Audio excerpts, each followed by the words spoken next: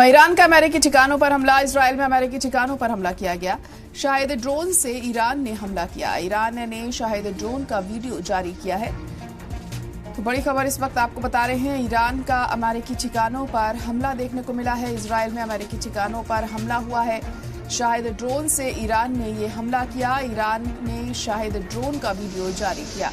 तो इस वक्त की बड़ी और अहम खबर आपको बता रहे हैं कि ईरान की तरफ से ताबड़तोड़ अटैक्स जारी हैं इजराइल पर, और कई अमेरिकी ठिकानों पर अब ये अटैक किए गए हैं। और शुरुआत से ही ईरान का यही कहना है कि सिर्फ उन्हीं मुल्कों को नुकसान पहुंचाया जाएगा जो अमेरिका के हिमायती हैं, और उसी के मद्देनज़र उन इलाकों में ज़्यादा अटैक हम देख रहे हैं जो अमेरिका के हिमायती हैं। हम अमेरिकी ठिकानों पर ये हमले किए जा रहे हैं।